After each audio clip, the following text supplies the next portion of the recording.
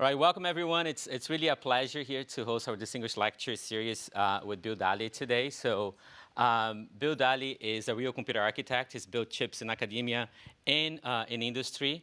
He has taught at Caltech, MIT, and then Stanford before going to NVIDIA as chief scientist and head of research there. He has done pioneering work in a bunch of techniques in parallel computing that you probably use today. And it's nice to see that with AI today, you know, like this, what enable AI is parallel computing, right? So he's a member of National Academy. I'm gonna have to read here because this is so long. So National Academy of Engineering, fellow of a AAAS, fellow of the IEEE and the ACM, and also won all of the major computer architecture awards, including the Akram-Oakley Award, the highest honor we have in computer architecture, the Maurice Wilkes Award, and the Seymour Cray Award. I'll keep it short so we get to hear from him, which is what you came here for. But one thing I'm not going to forget to mention is that besides being a major computer architect, super accomplished, he's also a pilot, and he flew here his own airplane. And you did not land in the water this time, right? No, you landed on land. So anyways, all right, Bill, thank you for coming. It's really great to have you here. So. Okay, thanks, Luis. Yeah, it's a pleasure being here, and it's a really exciting time to be a computer architect and working on deep learning. And so I'm trying to share some things that happened with you. So. Like most people these days, when I sat down to do this talk, I started by just asking ChatGPT to do a talk for me. So this is the transcript. So, you know, what would build? Actually, first I started saying, you know, what should be in a talk about deep learning hardware? And it gave me a whole bunch of really bogus stuff. So I said, okay, this is not right. I had to, you know, it's all about prompt engineering. I had to say, what would Bill Daly say about deep learning hardware? And this is actually would be a plausible talk, but it's not what I'm going to talk about. But I thought that was kind of neat. If you want to sort of dig a little deeper, and I always like to put current material in these talks, this was in the Wall Street Journal yesterday, which is sort of an interview I did with the journal reporter about, you know, how we're going to continue scaling deep learning, which is really what this talk is about. But I'm going to go into a little bit more technical detail than what the reporter was able to understand. And by the way, this is a photo of our Grace Hopper super chip. That's a H100 GPU on the left and the Hopper multi-core CPU on the right. And actually together they're a pretty awesome thing, although being a parallel computing bigot, the major purpose of that CPU is to provide a lot more high bandwidth memory to the GPU.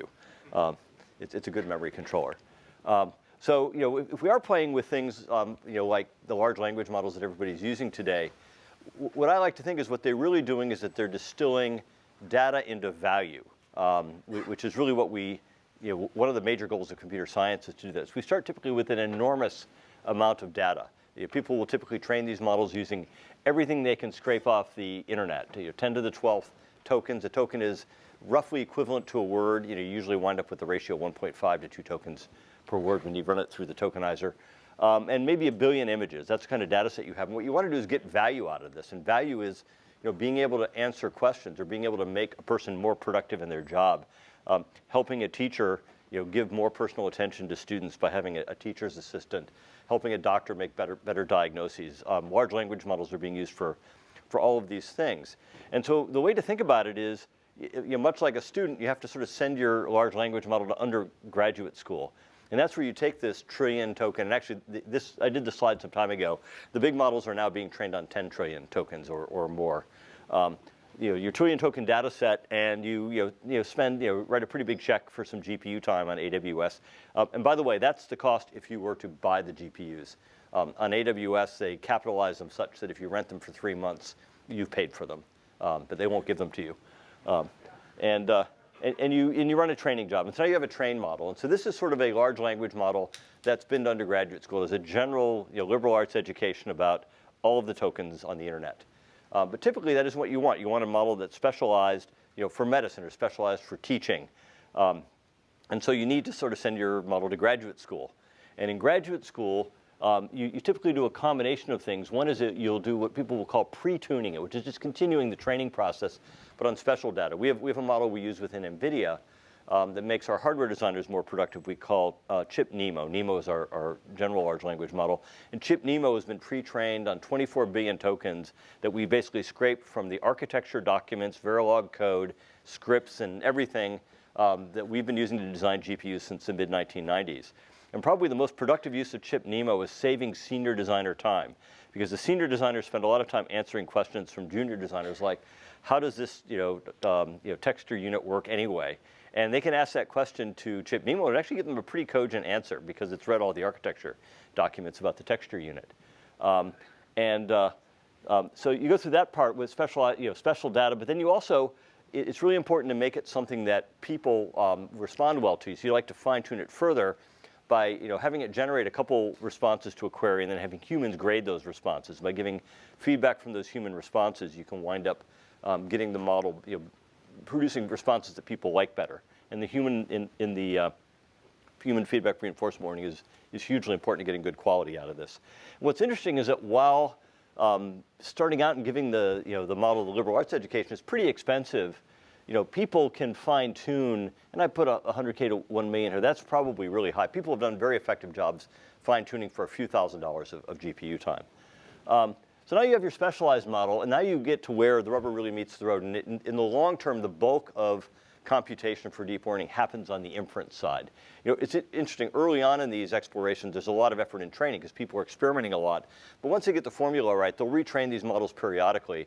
But they'll train a model and they'll do inference on it for months, if not longer, before they go back and do the whole process again. And so an enormous amount of stuff is running on the inference side. Even though each query takes maybe a second of GPU time, you're doing enough of it, it actually swamps the months you spent training over on the other side. The recent addition to this slide, and I kind of shoehorned it in here, is this retrieval button. And this is probably something that's become really commonplace in maybe the last 4 or 5 months, is to do retrieval augmented generation, where sort of before I run the large language model in inference, I take my query, I actually use it to query a database, pull up all the relevant documents. And so for ChipNeMo, we go back to this original 24 billion token database of documents, pull up all those architecture documents, and then we feed them along with the original query into the input window of the transformer, and then run the inference code on it. And this prevents your large language model from using psychedelic drugs and hallucinating. It basically grounds what it's doing in actual documents. It can give you references to documents that are real and greatly improves its accuracy. So let me start with some motivation. We'll talk about how we got where we are, and then the more exciting part of the talk is where we're going from here. So some motivation and a little bit of history. So the current revolution in deep learning was enabled by hardware. I like to think of deep learning as having 3 ingredients. They're the algorithms, and being a person who used to play with cars, actually I still play with cars, I'd like to think of this as fuel, air, and spark. So the fuel here is sort of the algorithms. And most of these algorithms, in at least their basic form, have been around since the 1980s. So deep neural networks, convolutional networks, training them with stochastic gradient descent and backpropagation, all that existed in the 80s, in some cases far earlier. The next ingredient, the air, as it were, is data.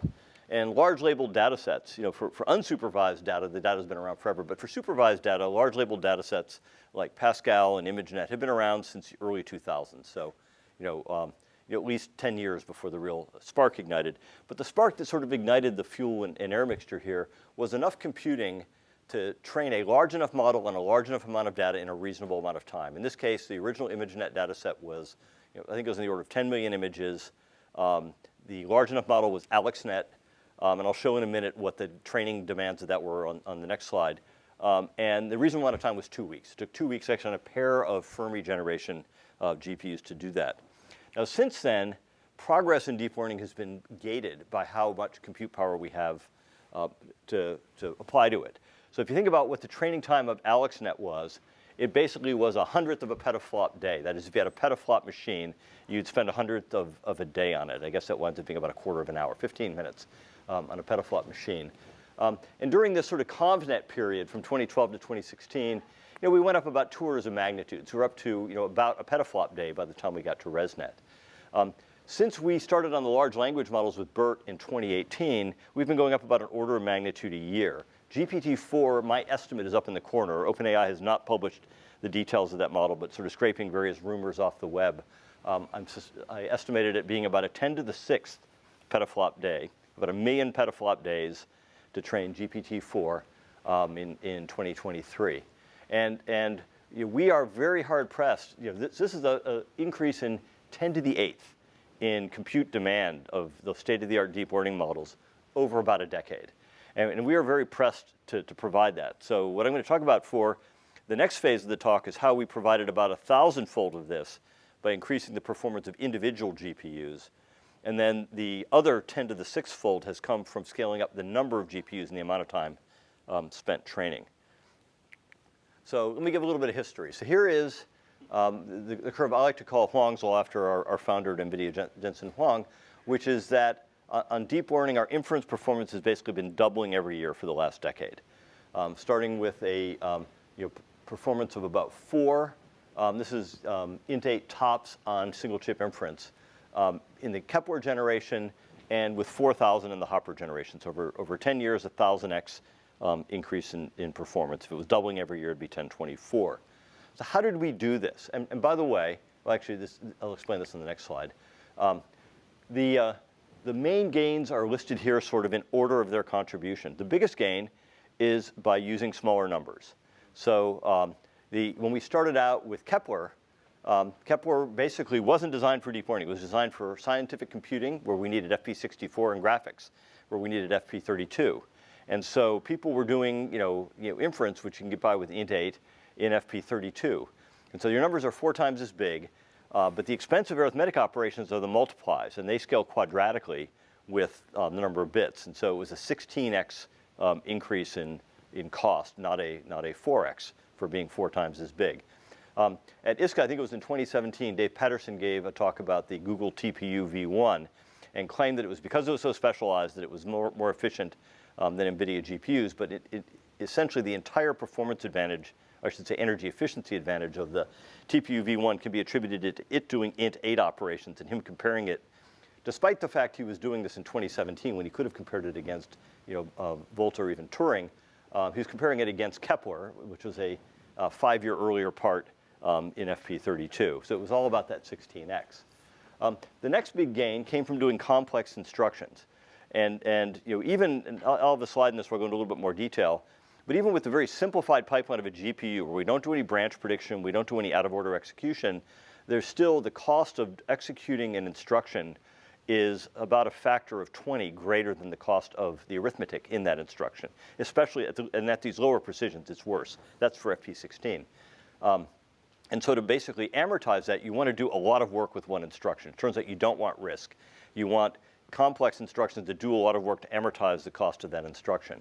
And so the next factor, 12.5, came from adding complex instructions. We went from an FMA, which is the biggest instruction we had in Kepler, to a 4-element dot product, DP4, in our Pascal generation. And then our matrix multiply instructions, HMMA for half precision, matrix multiply accumulate, and IMMA for 8-bit integer multiply, matrix multiply accumulate. I'll give a little more detail on these. And that basically amortized out a bunch of the overhead, gave us another 12.5x. There are 4 generations of process technology represented here, and they're color-coded, black, green, blue, and such. So Kepler and Maxwell were 28 nanometer, Pascal, Volta, and Turing are 16, Ampere is 7, and Hopper is 5. But that huge jump down from 28 to 5, on the math operations that matter, gave us about 2.5x. And I have my own internal spreadsheet where I've been tracking that. So we're not getting much from where people traditionally have gotten a lot of performance improvement, which is from better process technology. It's been mostly from better architecture, and then the other architecture contribution was sparsity. And this is the one when I talk about where we're going in the future is where I think we have a lot more that we can gain going forward. Right now we're exploiting 2-to-1 sparsity on weights only. We can exploit much higher levels of sparsity, and we can exploit it on activations as well. I should also add that the algorithm people have done a good job as well. I think there's another 1,000x which has come from just more efficient models over the years. And one of the great examples I have of this is during sort of the ConvNet days when everybody's competing on the ImageNet competition, going from VGGNet to GoogleNet.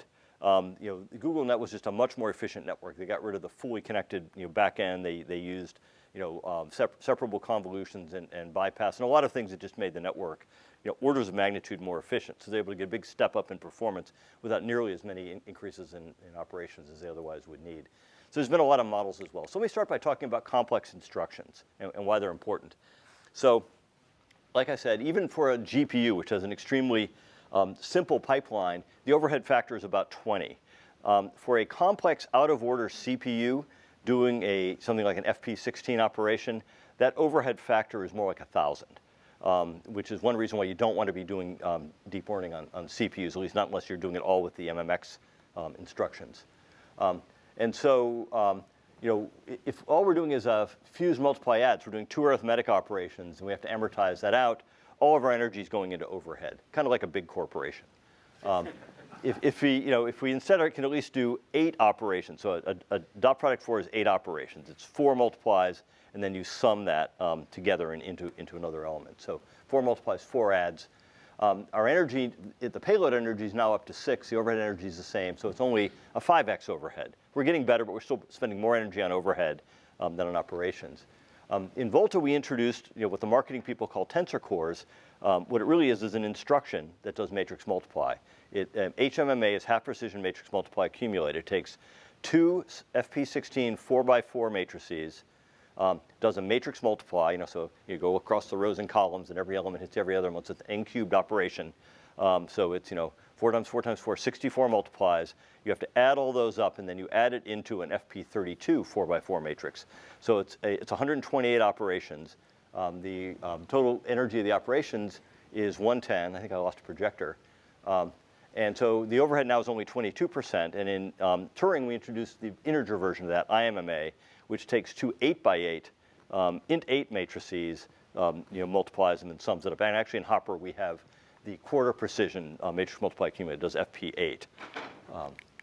And so the point to be made here before I go forward is that once we have these large instructions, our completely programmable GPU is as efficient at deep learning as a hardwired accelerator like a TPU or one of the other special purpose chips people have built, because they don't have 0 overhead, right? They still have to move numbers around, right? Everything is not in their matrix multiply. And their overhead is most likely in the 15 to 20% as well.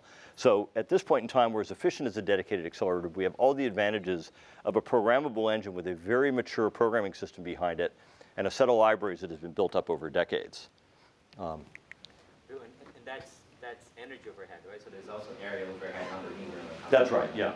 Energy is a good proxy, though. Right. Yeah. Oh, we got our projector back over there. OK. So where are we today? So here today, we have Hopper. It's a petaflop of TensorFloat 32. It's 1 or 2 petaflops of FP16 or BFloat 16, depending on whether you're dense or sparse. And I'll explain the sparsity in a minute. And 2 or 4 petaflops of FP8 or N8, depending on whether you're dense or sparse. It's got over 3 terabytes per second of memory bandwidth to 94, and that 94 is correct, not 96 gigabytes of HBM3 memory. It's got 18 NVLink ports, which give us 900 gigabytes per second of bandwidth off this chip, and 700 watts. And unfortunately, it's illegal to ship this part to China. Which is actually the wrong thing to do, because all that export restricting this part does is it causes Chinese programmers to write code for the Huawei parts instead, which does not benefit the US in 1 iota. It's got some neat things. Actually, one thing I'm very proud of is I wrote the proposal for the dynamic programming instructions that are in this part to accelerate bioinformatics code. So if you want to do dynamic programming to do gene sequence matching, it just screams at doing that. The figure of merit, I'll come back to this when I talk about some experiments we've done in accelerators, is 9 teraops per watt. And that's for either int8 or FP8 math. And that's a sort of a way of comparing different deep learning solutions to see how efficient they are. That's how we got 1,000x, but we need 10 to the 8th x. Where does the rest of it come from? And the rest of it comes from using multiple GPUs. In fact, you have to use multiple GPUs because the models don't fit in 94 gigabytes. GPT-4 is there's a 1.2 trillion parameter model, and when we're doing training, it takes us about 20 bytes per parameter because we not just have to hold that parameter, but we have to hold the momentum, the momentum coefficients for that parameter, depending on what training algorithm we're using, and a bunch of other overhead. And so to hold 1 copy of GPT-4 takes us about 20 GPUs. And so we take the work and we divide the parallelism up into what's called model parallelism, basically a bunch of GPUs working on 1 copy of the model. And we split that in 2 dimensions. We have what we call tensor parallel, where what I'm showing in the x dimension here is we take the individual matrices and we slice them up. And we usually slice them in just one dimension. So we'll slice them, for example, into column strips. And then we do the operations and put the results back together. And the other direction is pipeline parallel, where we'll basically take the different layers of the network and we'll put them on different GPUs and forward the results from one layer to the next. And it isn't that the earlier layers idle. We start them on the next batch of training data while the later layers process. And then after we've done that, to continue to scale up, we do data parallel. So we run separate copies of the model, and we'll take a batch of training data, split that batch across these different copies of the model, have them all train on that batch, and then they'll exchange the weight updates. So everybody has the same set of weights for the next iteration. So we built a bunch of hardware to do this. The starting building block is the HGX server. It's 8 H100s and 4 of our NV switches that would switch the NVLink interconnect coming out of the H100. I won't go through the details, but at the end, it's 32 petaflops of compute at 11 kilowatts and 900 gigabytes per second coming out the back panel. In addition to the 4 NV switches on there, if we want to connect more of those together, we actually make a pizza box with 2 NV switches in it. And you can use this with active optical cables to connect up larger systems. So that what we tend to drop on customer floors is something that looks like this, where it's a DGX SuperPod. Each one of the little gold front panel plates you see there is an HGX 100. It's 8 GPUs.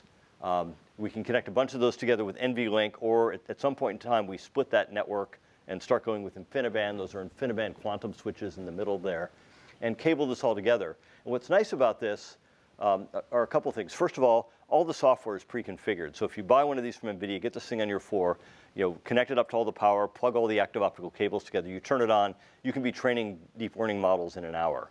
Whereas if you tried to get all the network configuration up and running and everything tuned from scratch, it would probably take you a month. I used to build a lot of supercomputers with Cray and other companies, but from the time we had the thing fully assembled on the floor at Los Alamos or Oak Ridge to when they were running a useful problem on it was typically 6 months because of that bring up and tuning process. And that's basically by having a pre-configured system where that's already been solved, you can turn it on and it works. Because that tuning process was not debugging the hardware. The hardware was working, it was getting the software all together. Is it fair to say this machine is more focused on training because of computation to communication ratio here, or you also think it's a useful inference machine as well, and you can configure the amount of bandwidth you want. After you get out, so the bandwidth in the box is pre-configured, right? You've got the 8 GPUs connected by NV switches, but on the back panel there, you can choose to connect up all of that or none of that, and then you also have PCI slots in there where we put in InfiniBand NICs. And so you can then decide how much you want to connect up with the NIC. So you can provision the bandwidth above each box and to be what you need. But the other neat thing, especially for training, is that both the NVLink network and the InfiniBand network support network collectives. So there's all reduce and things like that. And so if you're doing the data parallel where everybody has to exchange their weights, normally everybody would have to exchange the weights, you'd have to add them, and then you have to give back the added weights together. With the all reduce in the network, you just send your weights in and receive the sum. And so it basically essentially doubles the effective network bandwidth for data parallelism.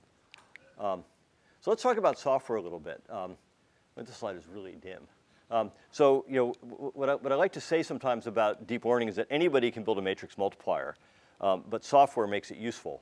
And at NVIDIA, we sort of kicked off the process of building deep learning software in 2010 when I actually met my Stanford colleague Andrew Ng over breakfast, and he was telling me about finding cats on the internet. And I said, gee, the GPUs would be better at that than CPUs. And so I assigned a guy at NV Research, actually a programming language researcher called Brian Catanzaro, to go work with Andrew and find cats on the internet. And the software he wrote became cuDNN. Of course, Andrew then stole Brian and had him working at Baidu for a while. He's since come back to NVIDIA. But we started in 2010, and since then we've built an enormous amount of software. This is the different layers of it here. We sort of have 3 main piles of software: our AI stack, our HPC stack, and our graphics stack, which we call Omniverse. And then a bunch of verticals built on top of that, things ranging from medical diagnostics with Clara to physics simulations with Modulus, our self-driving car stuff with Drive, and so on. And there's probably over many tens of thousands of person years of software effort in here. And the way this really manifests itself are in the ML perf benchmarks. And I think this is a really good measure of I like to look at it to see where the competition is, but just where the deep learning community is in general. This is great. I mean, in the CPU, back when I did CPU architecture in the 80s and 90s, there were the spec benchmarks, and everybody would compete on spec. And they became a little bit artificial. I think what's really great about the MLPerf benchmarks is they roll new ones out periodically. They now have an LLM benchmark. They've got a good recommender benchmark. They tend to track a rapidly moving industry pretty rapidly with very little lag. And the point I wanted to make with this slide is not that Hopper is 6.7 times faster than when H100 was first announced. When A100 was first announced, it said Ampere is 2.5 times faster than it was when it was first announced. That's the same hardware. That's improvements in the software on Ampere and building on a big software base to begin with. So people can build really great matrix multipliers, but unless they have this, many tens of thousands of person years effort in deep learning software, it's very difficult to be competitive. And this shows up in the MLPerf results. Here's just a bunch of headlines I clipped. The most recent one is also yesterday, November 8 up there. And unfortunately, you have to read down the article a little ways before you find the part that says how great NVIDIA is. But in the other ones, I highlighted how great NVIDIA is in all of these. And so basically, I forget what movie it is where the protagonists are running, and right behind them is like, the Mongol hordes along with a bunch of wild beasts and stuff that they're running to stay ahead of. That's what it's sort of like to be at NVIDIA these days, because everybody and their dog is out there trying to build AI hardware because they see it as sort of the next Yukon gold rush. And we're trying to defend a position, not by impeding them anyway, but just trying to run faster than them. And it's this awkward thing where most of them are going to trip and fall, but all it takes is for one of them to keep running and us to trip, and it doesn't end well. So where are we going? How are we going to stay ahead of the Mongol horde in having better AI hardware? And so a good way to answer that question is to plot a little chart here of where the energy goes when we're doing inference. And so this big chunk over here is math, data path and MAC, 47%. So half of our energy is going into doing math. We've got to do better math. And the way to do better math is to have better number representations or to exploit sparsity to do less math. Then the next bunch of these are all memories. The accumulation buffer, the input buffer, the weight buffer, the accumulation collector, and then 6% is moving data around. That's basically mostly staging it from off-chip memory to on-chip memory, and from the big on-chip memory to the smaller on-chip memory. So what are we going to do? So there's a lot we can do in number representation. I'm going to talk about several of these here. And probably the most effective thing we've learned is that what you want to do is use the cheapest number representation you can get away with. And the way to do that is to properly scale your numbers to exactly fit into the dynamic range of that number representation. And I'll tell you a little bit about some clever ways we found to do that. And also, I'm a big fan of log numbers, and I'll tell you about some clever ways of how to make adds of log numbers easy. Because normally the thing is that multiplies are easy because they're adds, but adds are hard because they involve having to convert back to integer. And then right now, we're just doing sparsity on weights. We can do sparsity on activations, and there's also a lot of lower density things we can exploit for sparsity. To reduce that little 6% data movement, we can do better tiling, basically a better way of scheduling our loops and to minimize the movement and maximize reuse. And then there's a lot of work we're doing on circuits, right? So half of this energy here is memory. You can do very simple things to make memory more efficient. I'll give you an example of one. So it turns out that these memories are write once, read many, right? So it's okay to make them energetically expensive when you do the write, right? And so one way to exploit that is to have a bit line per cell, right? So you go ahead and you write the cell, and then you energize that bit line, and the output of the memory is just a mux, right? So when you do a read, all you're doing is selecting from one of a bunch of bit lines that are right in front of the multiplier, and the reads are almost no energy. The writes are where all the energy is. And that way you don't toggle the bit lines every time you do a read. You do that one write, the things toggle, but then on the reads, you're toggling only the multiplier input. There's better communication circuits. If I was to assign a circuit student, design a way of signaling a bit from one end of the chip to the other that uses the most energy possible. They would do what we do today, right? Use logic, power supply for 1, ground for 0. But if you're willing to spend a little bit of transistor area, you don't need 1 volt to signal a 1 or a 0. That's enough energy to fry a cow, right? You need just enough to get your EV over N0 up to maybe 20 dB. That's enough. You probably will not get any measurable errors. You could probably do that with 50 millivolts. right? So there's a lot you can do with better communication circuits. The one thing I'm really very excited about, and we're pushing very hard on this, is to increase our memory bandwidth and simultaneously reduce our memory energy by doing 3D memory, by stacking DRAM directly on top of the GPU. But it turns out there's an enormous number of technical problems to be solved with that, and it probably will not happen for a few generations. So I'm going to talk about some, not all of these, because we only have an hour or so. Let me start with number representation. So when you ask, how good is a number system? It's getting hot in here. Yeah. How good is a number system? I'll just throw it in a chair here. There's really two questions you want to. Oops, I'm connected. Really two questions you want to ask. So, one is, what is the accuracy I'm going to get out of this? Basically, and what that really is real numbers are real numbers. They cover the whole number line. And so accuracy is really about what is the maximum error I get, taking an arbitrary number on the number line and converting it into a number system, because I have to round up or down to some representable value. And the other is, how big a range of numbers can I represent? What is the dynamic range? And there's two, that's the accuracy side. On the cost side, there's two aspects of it. One is really just the number of bits, right? If I have to read it from storage or move it over a wire, the storage and wire doesn't care what those bits are. It's just how many bits you're referencing. So the fewer bits I can use, the better. But then I have to do an operation. And so how expensive is it to do a multiply accumulate? So here are a bunch of representative numbers I'll talk about briefly. So I can use an integer. Integers, it turns out, let me go to the next slide as I talk about these.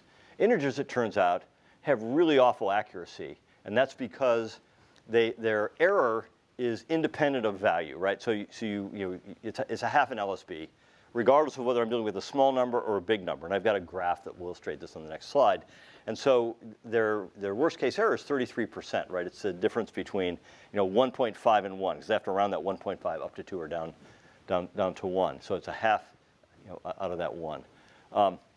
And that's not good. The floating point is much better, and log is better yet. I should have done log 8 and FP8, but I've got a graph that shows that in a little while. Symbol is great because it's sort of I should say what symbol is. So it turns out you can use back propagation and stochastic gradient descent to train anything. So you can train a code book, and Song and I wrote a paper about this in ICLR. It was like 2015, I think. What we did is we trained a 16-entry code book to get the best possible 16 weights to represent the distribution of weights that we had. And it was great in the sense that it was, if you're limited to 16 values, or it could be 64 or 256, depending on how many bits you use, that's the best possible you can do in representing that. It will minimize that storage and movement energy. But then you actually have to do the math, right? And to do the math, you have to actually represent those points you've picked. So you need to do a pretty high precision lookup out of that table. So just that lookup is expensive. And then you're doing what we did is 16-bit math. And so we wound up doing 16-bit math with these 4-bit symbols, and it just killed any energy advantage we had. It was clever, but it wasn't a very good idea. And then, spiking. I had to put that up here because this is, if you assign the student to do the worst possible representation in terms of energy, you would pick spiking, because what dissipates energy in CMOS? It's toggling a line, right? So suppose I have to represent an integer between 1 and 128, right? So in spiking, the average representation, say number 64, I've got to toggle the line 64 times. Now, if instead I used a 7-bit integer to represent 0 to 128, I've got 7 bits. Half of them will flip, right? Flip, not toggle, right? So that's 3.5. So it's 1.75 toggles versus 64. So it's a 32x overhead of spiking versus integer representation. Not a good thing. And then analog. I actually have a whole talk on why analog is great for doing individual operations, but bad at the system level. But I won't go into that. The short story is to either store or move an analog number, you typically have to convert it to digital. There's no easy way to do direct analog storage or movement. And converting it to digital negates any advantage you had from doing the operation in analog. So let's talk a little bit about representation and distribution. So if you prune a network, which you want to do if you exploit sparsity, you'll get a bimodal distribution like this. This is the distribution of weights from actually, this is from the ICLR paper in 2015. And if you were to quantize linearly, basically just use an integer representation, you had 16 values, they'd be where the x's are. And you see that I'm sampling a lot out here where there's nothing happening. And I've got like 3 x's under that whole lobe of distribution. So I'm going to have very high error, right? On the other hand, if I train the code book, I get the little red dots where I'm basically putting all of my dots where they do a lot of good. And in fact, it's optimal that way. You trained it to be, there's a k-means clustering step, but then otherwise you're sort of using stochastic gradient descent to move those codebook entries to the best possible place. And so that's what you want to do. If you don't prune, you tend to get distributions that look like this. And the important thing to understand here is that most of your values are down near 0. It's really important to represent the small values well. Errors in the small values tend to have bigger weight than errors in the larger values because there aren't very many of those. So let's talk about log representation. So for those of us from a certain era, when we went off to college, we did our math calculations on things that looked like this. This is a slide rule. And it's basically doing log computation. The little lines scribed on here are spaced logarithmically. And so to do a multiply, say I wanted to multiply, 1.12 by, 1.2, I put the 1 by 1.12 over there, I go over to 1.2 and I read the answer off. What I've done is I've turned the multiply into an add. I'm adding the linear distance and using this logarithmic table that's encoded in the scribe lines on the slide rule to do the math. Compared to int or fp, it's got great properties. So if I take a logarithmic representation, here I'm doing what I call log 4.3, which is an 8-bit representation. It has 1 sign bit. It has 7 exponent bits, 4 to the left of the binary point and 3 to the right of the binary point. What that means is if you concatenate them together, you're doing 2 to that number over 8, right? And you need to have things to the right of the binary point because if you just take powers of 2, they're spaced too far apart. You need more gradations in your number system than that. And so by moving that binary point back and forth, you can trade dynamic range for accuracy. To compare it to FP8, I picked E4M3, so 4-bit exponent, and you take the same 3 bits there, but rather than being an extended exponent, they are mantissa values. And there you have the same dynamic range because I basically picked the exponent the same. But my worst case accuracy is 50% higher. And that's because, and I'll show you the graph in a minute, I'm basically scaling the error, but I'm scaling it in blocks of values. Each block with the same exponent has the same error, and then it jumps up to a larger error. Whereas with the log representation, I'm scaling it with every value, and so the errors for the smallest numbers are really small. So let's look a little bit some more things. So here is log versus integer. And so you see the great thing about the log representation is where the numbers are small, which is where you really care because that's where most of the weights are, the errors are really small. And the max error, which is the one between 1.5, where you round 1.5 either up or down, is 9%. This is with 4-bit log 2.2, no sign bit. With a 4-bit integer representation, that max error down here is 33% because it's the same absolute value. It's 0.5 everywhere, right? So it's 0.5 whether you're at 1.5 or whether you're at 15.5. It's the same error. And so where you really care about it, you get really big errors, and it's not proportional. Now, floating point is sort of poor man's log, right? So here's floating point 2.2 compared to the log 2.2.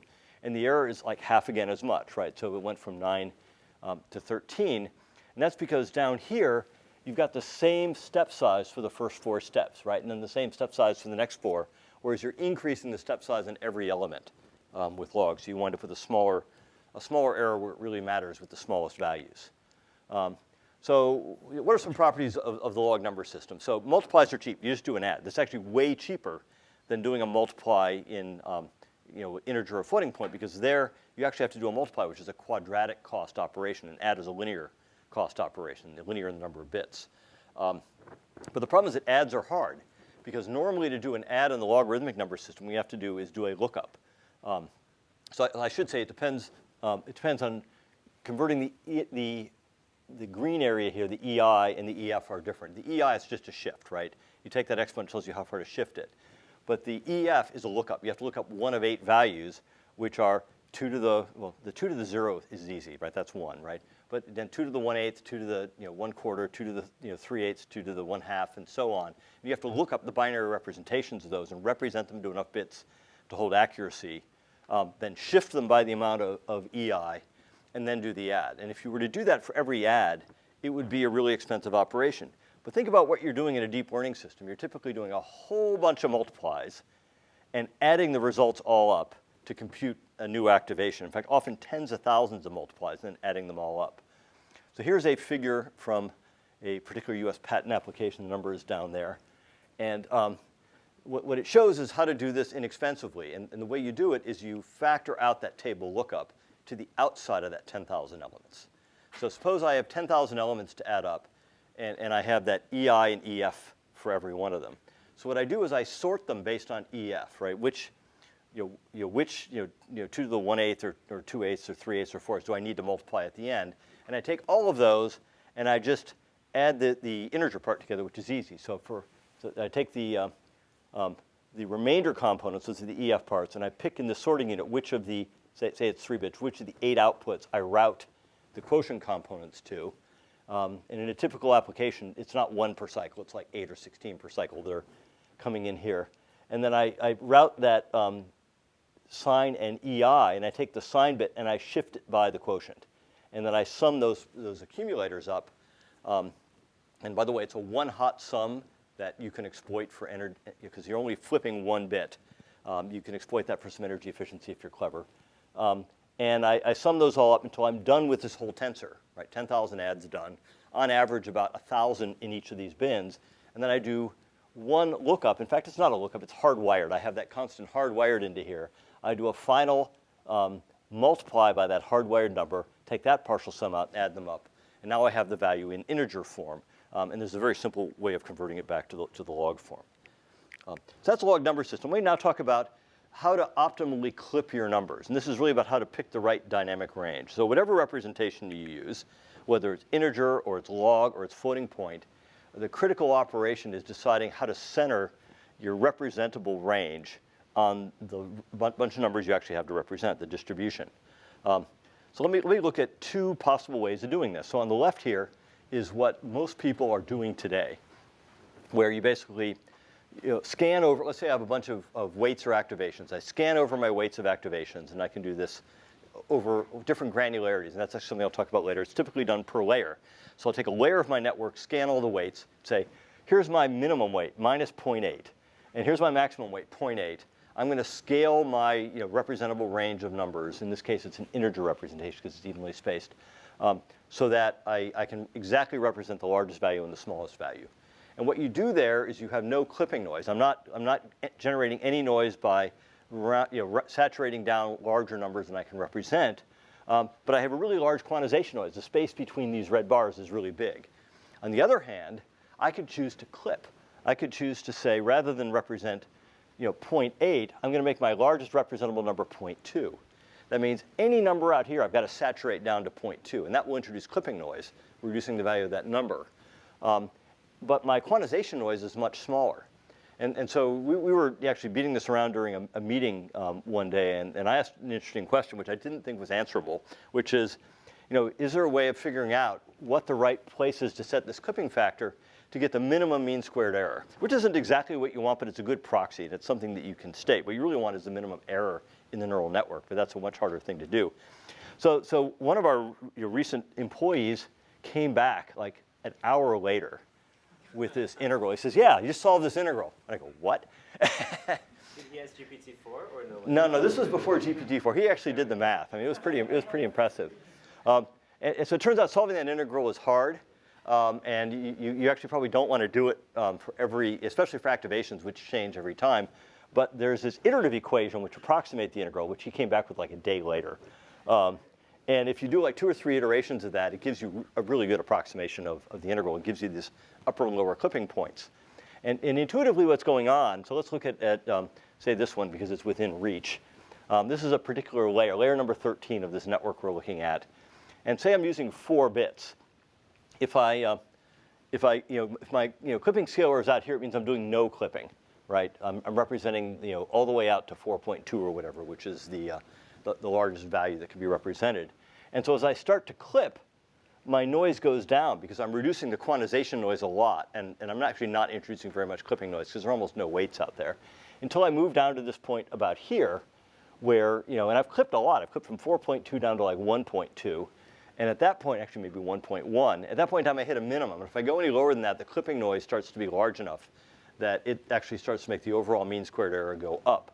But that's where I want to sit. And if I look at sort of the point of error, I don't have the 5-bit line here, but I will actually wind up being well below the top of the 5-bit line. In fact, I'm almost down to the 6-bit line if I didn't do any clipping. So it winds up being worth more than a bit to do this in mean squared error.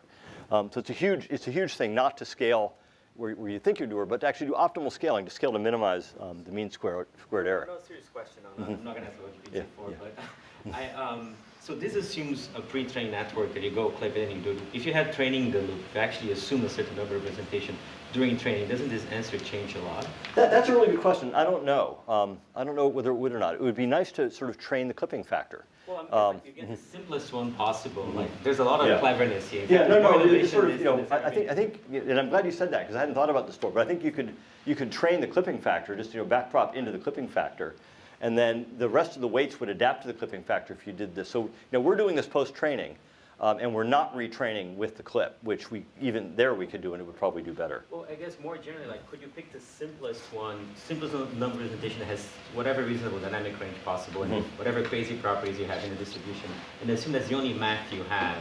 So you still have to pick a scale factor, right? The key thing is, you're not just using the representation itself. You're using that representation plus a scale factor, and that scale factor winds up being hugely important.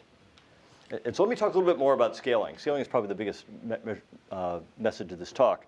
So typically people would either scale, when we first started scaling, we had 2 scale factors, one for the forward propagation and one for back propagation, because they wound up using very different values, especially because the back propagation you multiply by a learning rate, which makes the numbers much smaller going back.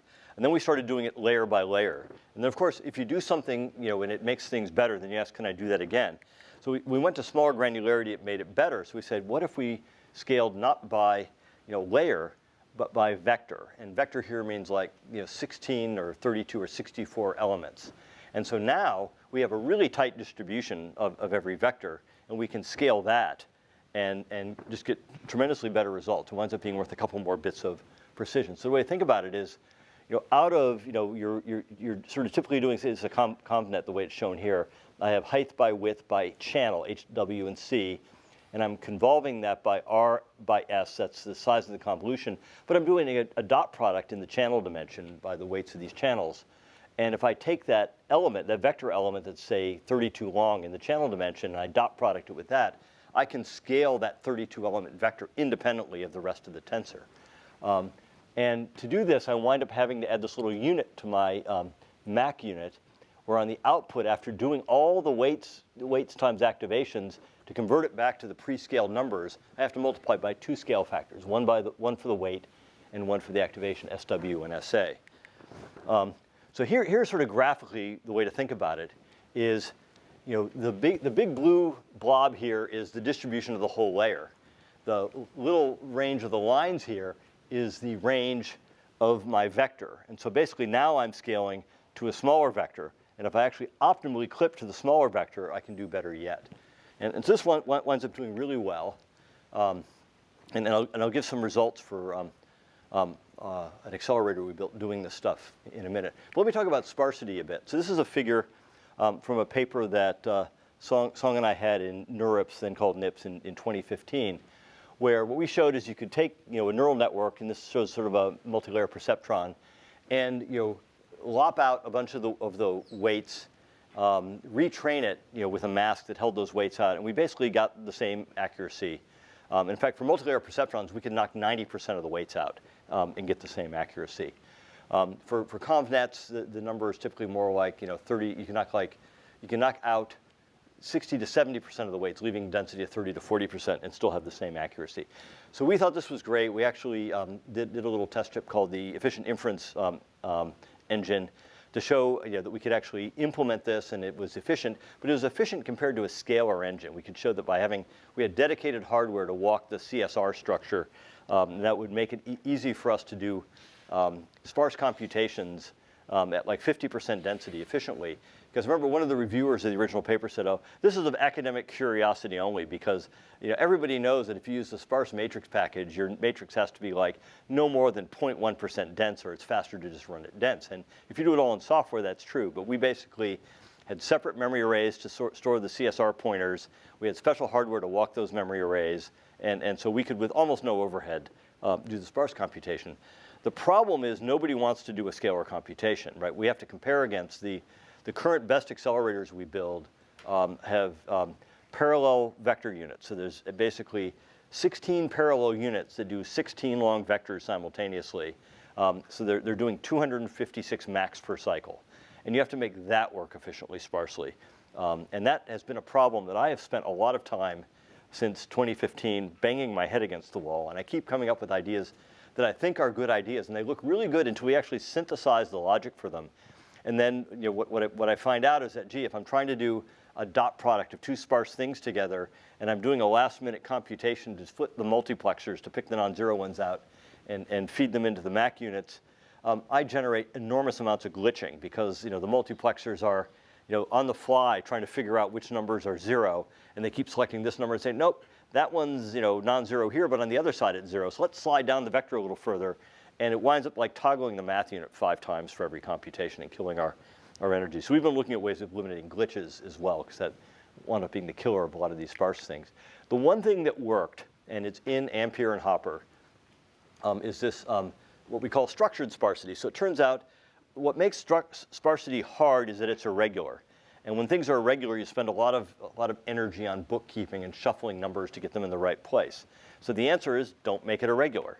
So you force your sparsity to have this regular pattern. So the recipe is, as with all the sparsity stuff, you densely train your network spec. Even for all of our sparsity, it's really for inference only. That most of the training is done dense.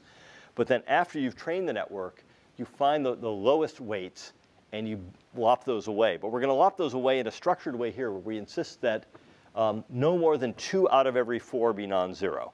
And if you can't do that, you just have to do the computation dense. But if you can lop out 2 out of 4, which you can usually do because, especially if this was an MLP, you could have lopped out 9 out of 10.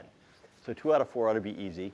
We lop those out. We then retrain with a mask to make the other weights kind of compensate for the ones that are gone. And then we compress by storing just the non-zero weights and a little bit of metadata that says which ones they are, right? So the metadata then, which is static, so it's not switching all the time, feeds the multiplexers that select the input activations, and basically says, okay, out of those 8 input activations, I take my metadata. 4 of them are non-zero. Let's pick, 4 of them correspond to the non-zeros here. Let's pick those 4 out and feed them into the multiplier, and we get a nice regular computation. And this basically goes twice as fast. We're still trying to figure out how to extend this, and in particular to make it work for activations as well. But once you have 2 sparsity patterns, now you have to intersect them. And now you've created a regularity. It's not predictable anymore. What makes this work well is it's predictable every cycle. It's easy to extend this to do, instead of 2 out of 4, do 2 out of 8, or any regular pattern you can do with this. And we're playing with those as well. So let me talk a little bit about accelerators and the relation between accelerators and GPUs. Boy, I'm running out of time. I'm yakking too much. So we built a bunch of accelerators at NVIDIA. The EIE we did in collaboration with Stanford, Joel Emmer at NVIDIA working with Vivian C at MIT to Iris. We did this thing called SCNN for sparse convolutional neural networks. We had this multi-chip module thing we did.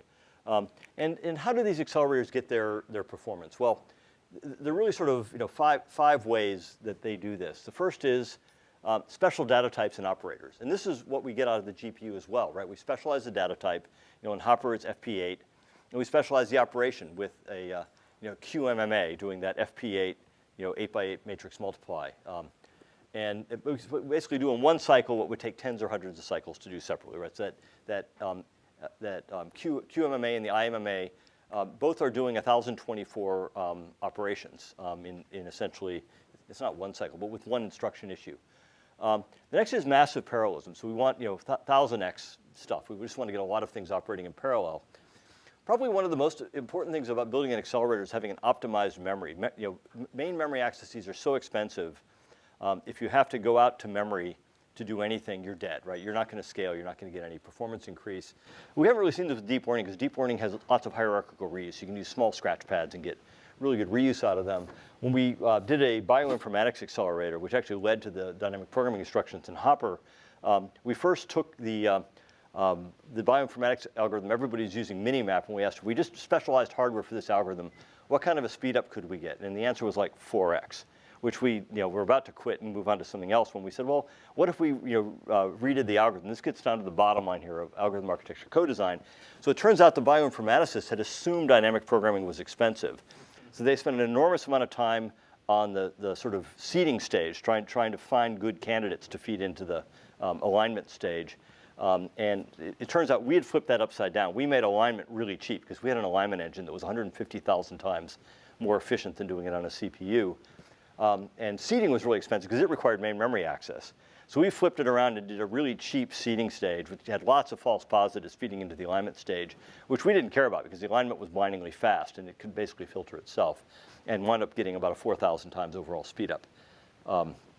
But the key there was optimizing the memory, because you can't be making main memory references and expect to get anything. And then reduced or amortized overhead. And so for simple operations compared to a CPU, it's 10,000 times. So I've been doing this for a while. This is fast accelerators since 1985. I started out building simulation accelerators. In the middle, there's a bunch of signal processing stuff, and then most recently the neural network stuff and a SAT solver, which is actually kind of an interesting thing.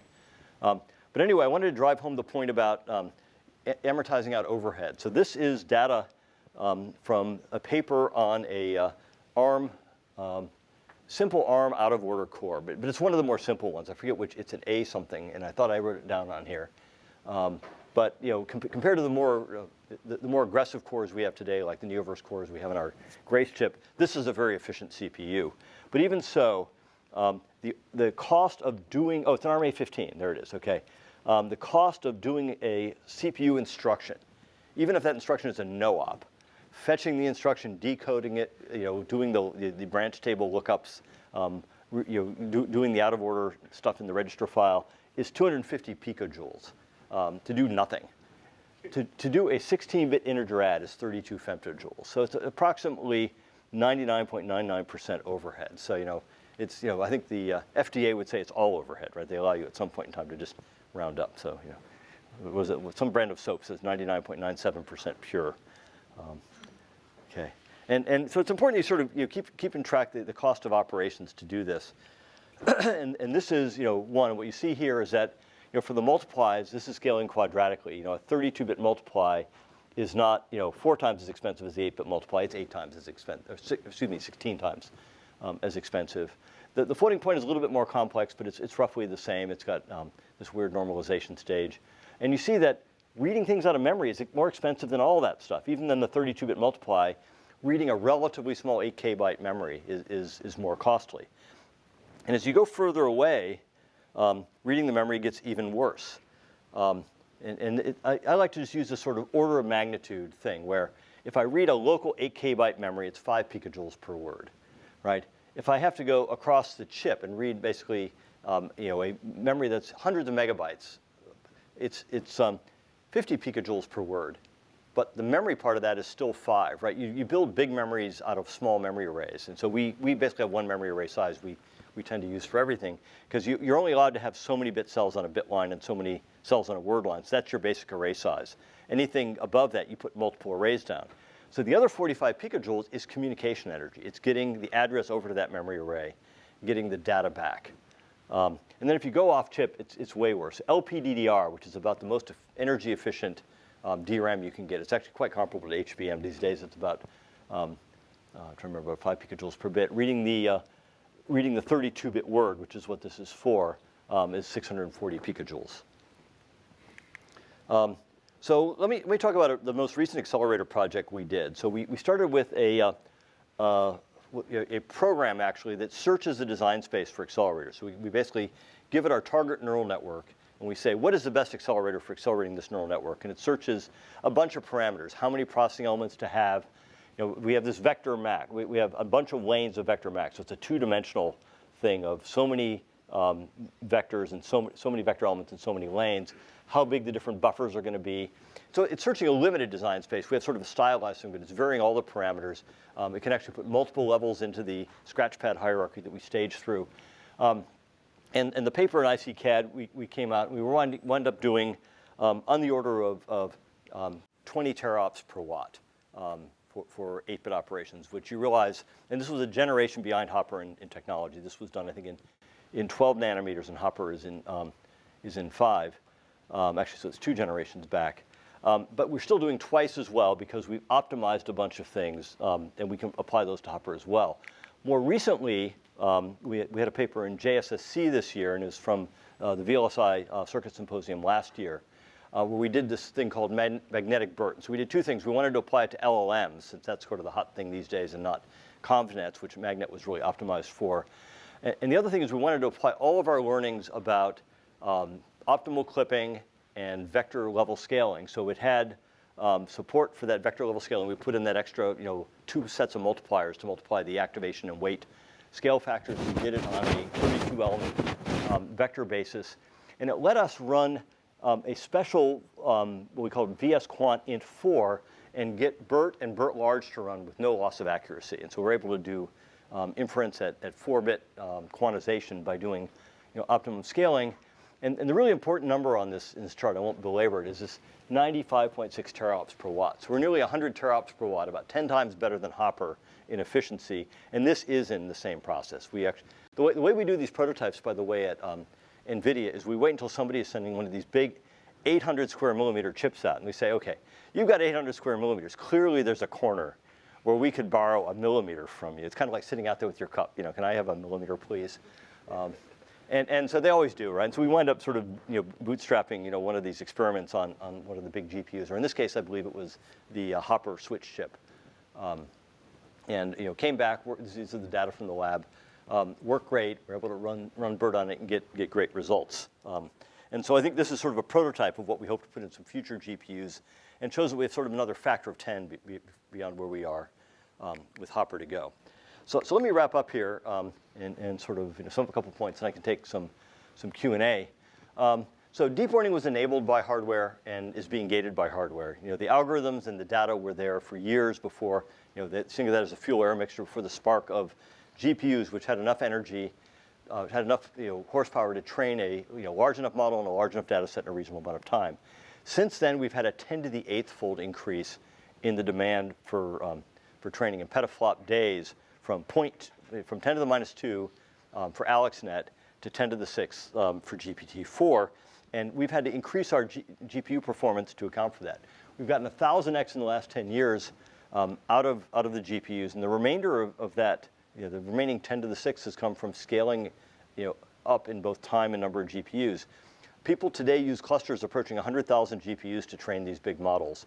And they train them for months. And so it's a huge investment to do that, but people are getting results that bear that out.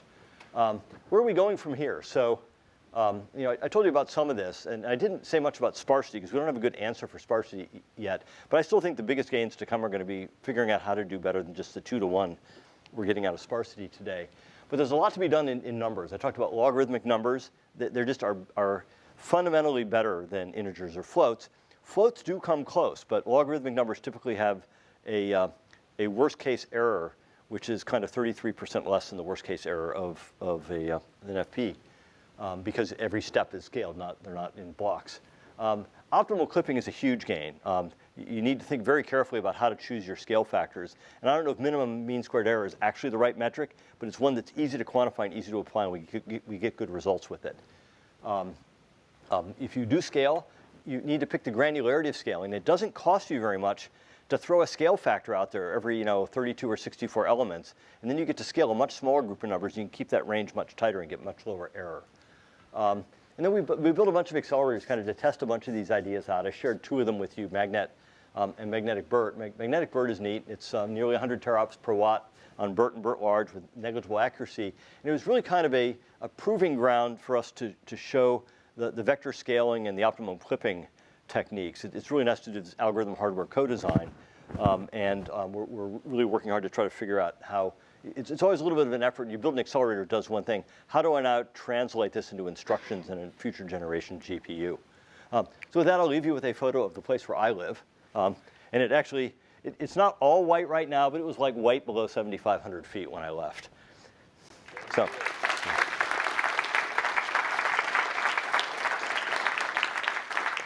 I'd be happy to take some questions. We have time. Hi, thanks for your talk. And my question is, you mentioned the sparsity, and I was just curious, what kind of techniques are currently in use for the for optimizing the network size? Yeah, so that's actually a different question. So for optimizing network size, we have a team that does what's called neural architecture search. And they will actually search over a bunch of different parameters like number of layers, number of channels per layer, sizes of the layers, amount of necking down between them. And they'll try to come up with an optimal model given some definition of optimality. Clearly, the bigger your model, generally, the more accurate it is. But if you have some constraint on execution time or power, they often are trying to hit a minimum accuracy, hit a certain accuracy number with a minimum size network. And so they'll do a neural architecture search for that. Separate from that, they will prune the network, and that's a different piece of software. And we actually use a couple different techniques. The simplest technique, which is the one most people use, actually just scans the weights in a layer and prunes based on magnitude of weight. And so if you have a target for what density you want out of the layer, it will find, it's basically histogram the layer, find that point, and set everything below that point to 0. We've experimented with a more complex method, which yields better results, but is actually a lot more expensive, which tries to compute sensitivity. So it actually looks not just at the value of that weight, but at the value of the things that connect that weight to an output. And then by looking at the sensitivity, it finds the weights that are least, and it actually involves the value as well, but especially the value times all the things that connect you to the output, and it will prune the things that are least sensitive. And those are the two techniques that are widely used. Thanks for the talk. I was wondering on the complex instructions, you mentioned that a bunch of the energy savings were both from the fetch and decode energy savings, as well as savings on loading the operands. Mm-hmm. I was wondering if you could sort of comment on the breakdown between those two, as well as. I don't have that breakdown number. I think most of it is fetch and decode, but I'd have to dig the numbers out. Okay. Yeah. Yeah, I was curious with respect to like the systolic array architectures, which Google's TPU obviously has a lot of artifactual differences between NVIDIA. Yeah, so NVIDIA's not using systolic arrangements for the matrices. So we do smaller matrix multiplies. Our core element, if we're doing FP16 or bfloat16, is a 4x4, whereas the Google TPUs tend to do actually pretty big matrix multiplies. I forget the actual dimensions, but one of them was like 128 by 128. And one of the reasons we don't do that is it turns out that there's a fragmentation problem that happens if you pick a really big matrix multiply as your fundamental element. The natural size matrix is not a nice power of 2. It's something weird. And if you have a 4x4, you're going to most have to round up by 3 somewhere to get it. But if you've got like a 128 by 128, right, you could wind up rounding up by 127, and that winds up being super expensive. But the efficiency of the core matrix multiply operation, I like to think we're doing a little bit better. It's not a systolic array, but that doesn't matter. The energy in doing our matrix multiply is almost entirely in the math units. I mean, it's there's a tiny amount, a couple percent that's not in the math units. So you wouldn't gain anything by doing it systolically.